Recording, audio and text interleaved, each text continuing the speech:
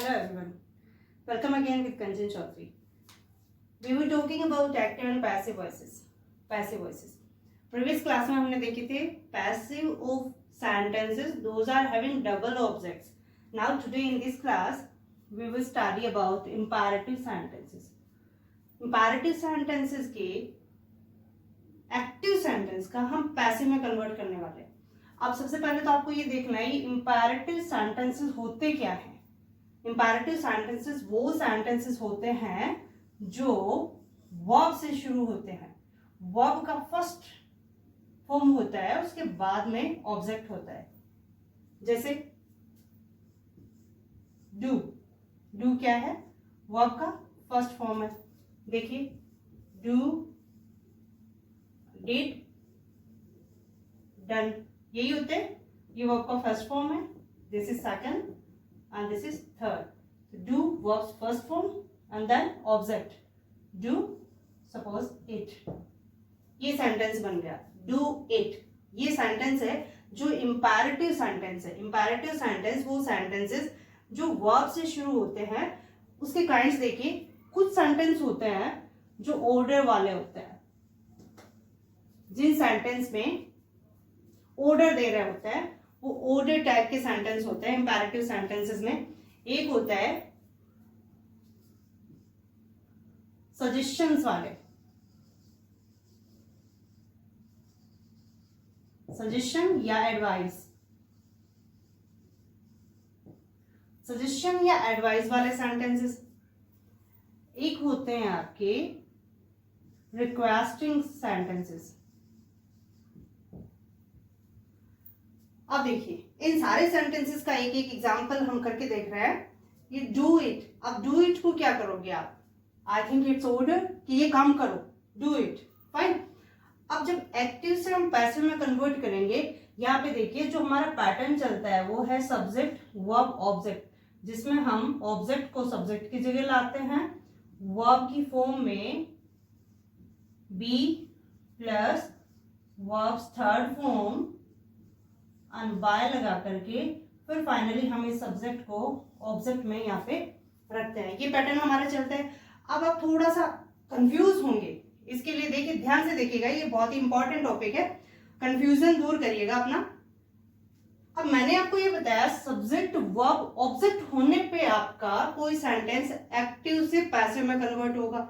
अब अगर आप इस सेंटेंस में देखेंगे यहाँ डू इट. इट यहाँ पे वर्ब है, में जो काम हो रहा है उसके बारे में यहाँ पे बता रहा है. तो ये सॉरी ऑब्जेक्ट है. Do it. ये डू यहाँ पे वर्ब है, इट यहाँ पे ऑब्जेक्ट है. तो डू इट सेंटेंस तो बन गया. अब अगर आप उस पैटर्न की बात करें तो यहाँ पे सब्जेक्ट मिसिंग है. सब्जेक्ट मिसिंग है तो आप उस पैटर्न के अकॉर्डिंग चलने में अब दिक्कत महसूस करोगे कि उस पैटर्न के अकॉर्डिंग कैसे चले. अब इसके लिए एक दो सेंटेंस देखिए आप. जैसे एक सेंटेंस है आपका गो, कम, सिट. ये देखिए क्या ये सेंटेंस है या क्या ये वर्ब है? क्या कहेंगे इसको? ऑफ कोर्स ये वर्ब है. गो वर्ब है. गो, वेंट, गॉन. गो का मतलब जाना, तो गो, वेंट, गॉन ये वर्ब है. अब इस वर्ब को मैं कह रही हूं ये सेंटेंस है. ये इतना सा वेंट गॉन को छोड़िए, इतना सा जो है ये सेंटेंस है. ये गो सेंटेंस है. अब आप देखिए जरा गो सेंटेंस कैसे है. जो कोई भी वर्ड सेंटेंस होगा उसके लास्ट में फुल स्टॉप होगा.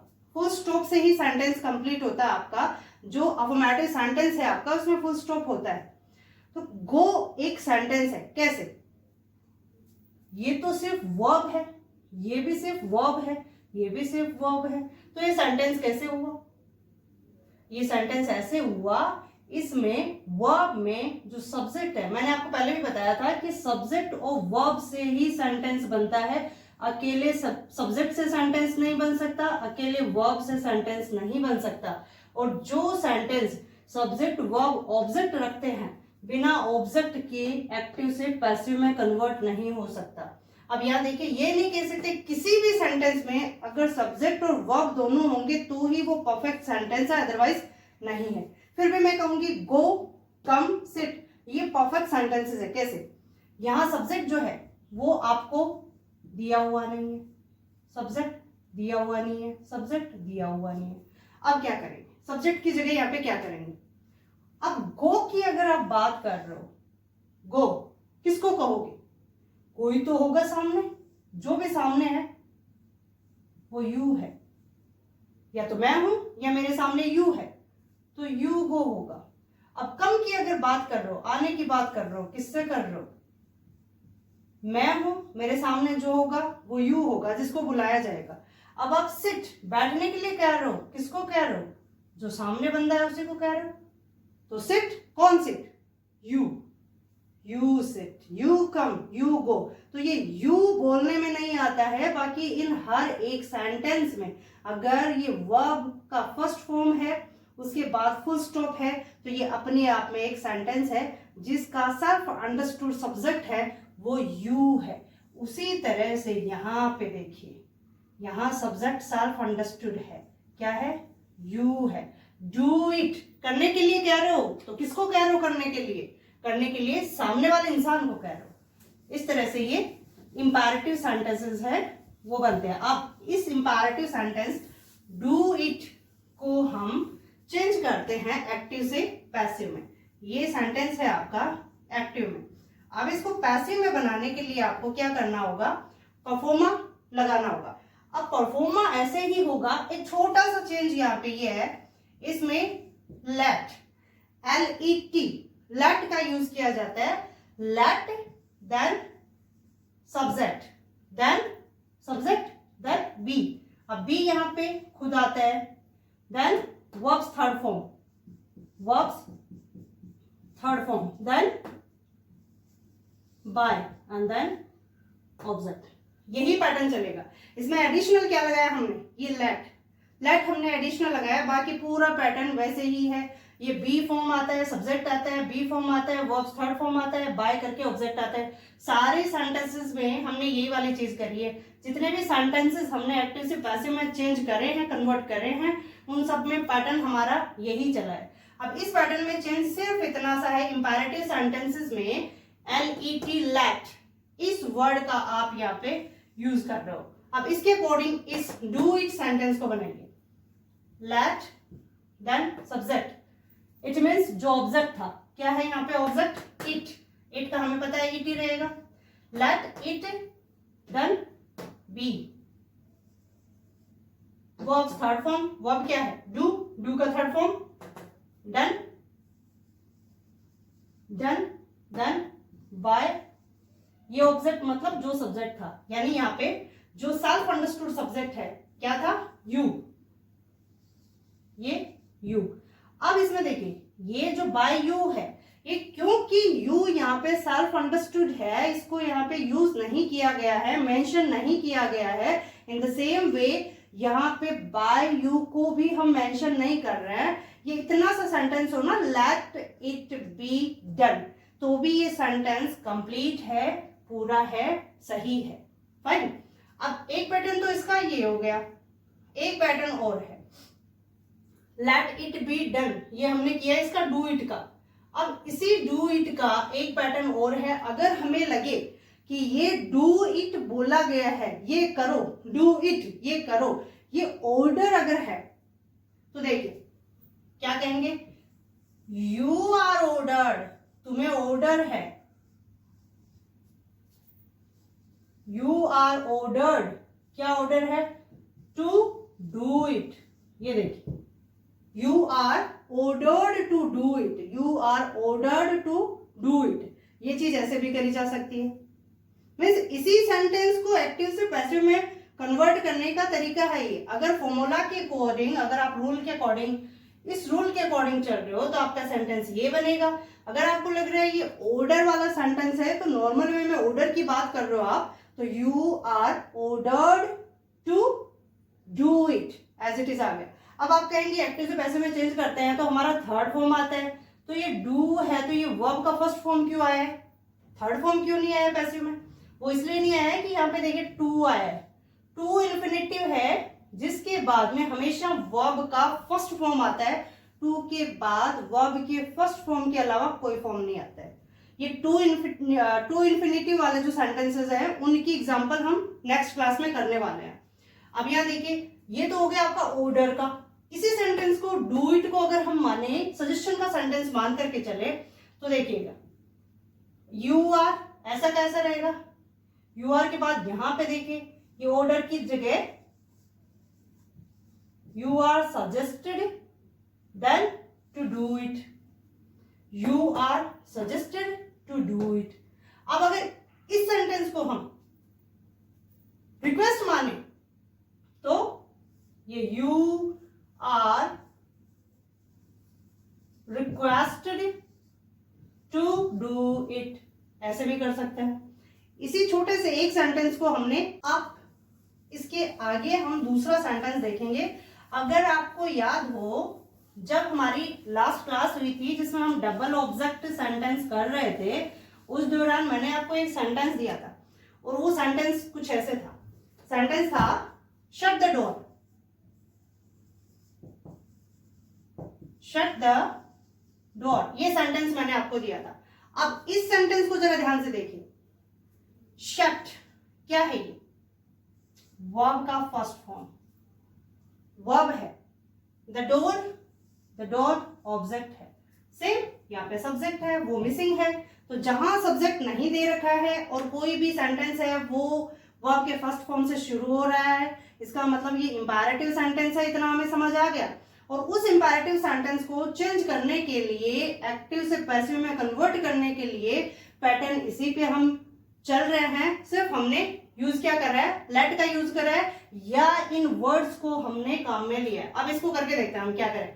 शट द डोर, वही पैटर्न, लेट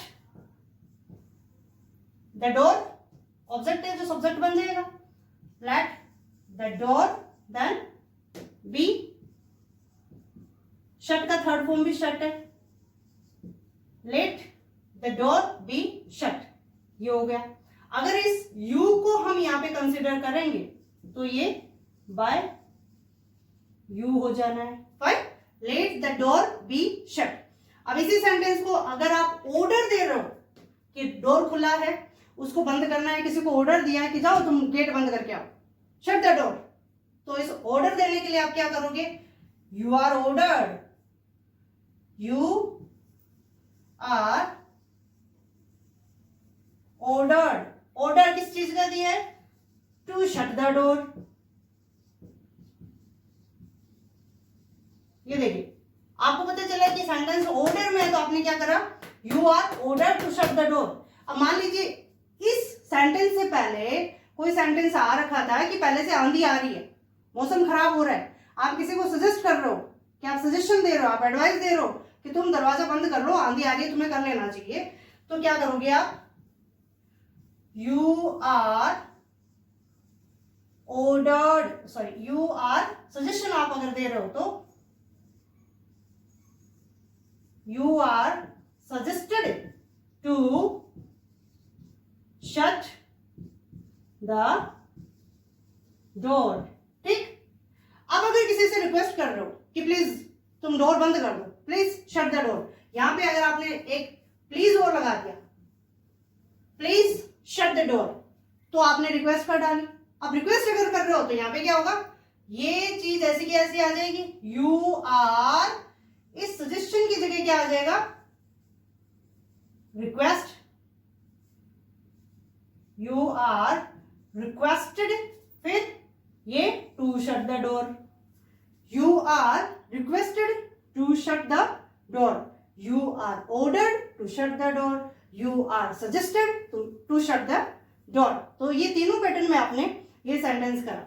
अब एक सेंटेंस हम करते हैं जिसमें आप किसी को ह्यूमैनिटी के लिए सजेशन दे रहे हो, जो मॉडल का जिसमें यूज किया जा रहा है। अगर आप, तुम्हें ऐसा करना चाहिए, ऐसे शुड की अगर कोई बात कर रहे हो कि करना चाहिए, मीन्स सपोज आपने कहा हेल्प द पुअर, पुअर की हेल्प करो, ये आपने किसी को ज्ञान दिया है कि पुअर की हेल्प करो।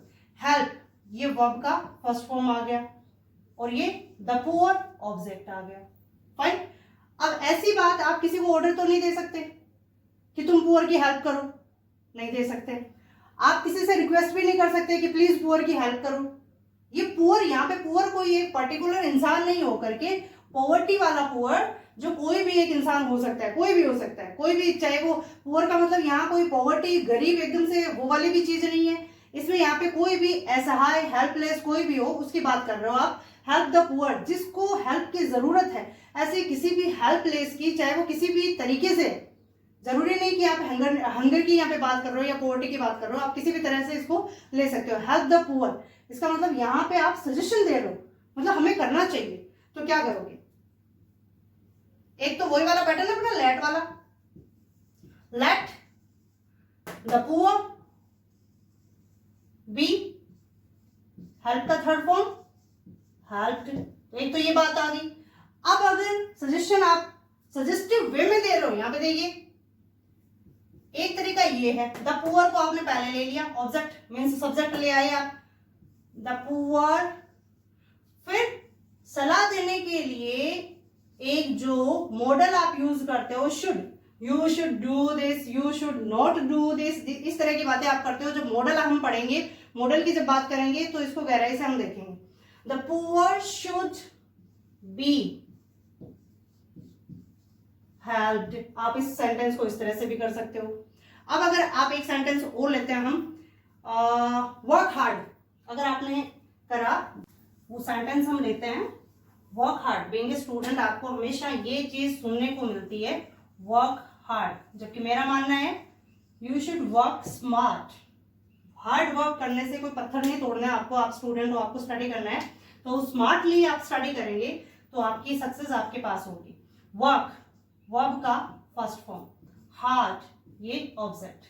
अब ये वर्क हार्ड जो कहा गया है वो आप एक बार के लिए सोच कर देखिए कि वर्क हार्ड किस वे में आपको कहा गया होगा। वर्क हार्ड ऑर्डर तो नहीं दे सकते, आपकी मर्जी है आप वर्क हार्ड कर रहे हो कि नहीं कर रहे हो। Nobody can order you to do work hard, nobody can request you to work hard. कोई आपके लिए क्यों रिक्वेस्ट करेगा? आप हार्ड वर्क कर रहे हो नहीं कर रहे हो आपकी मर्जी है, तो रिक्वेस्ट नहीं करी जाएगी, ऑर्डर नहीं करा जाएगा। ये सजेशन दिया जा सकता है कि आपको हार्ड वर्क करना चाहिए, ये सलाह आपको मिल सकती है। तो इस सेंटेंस को हम बनाएंगे वही pattern, you are advised to work hard, work hard.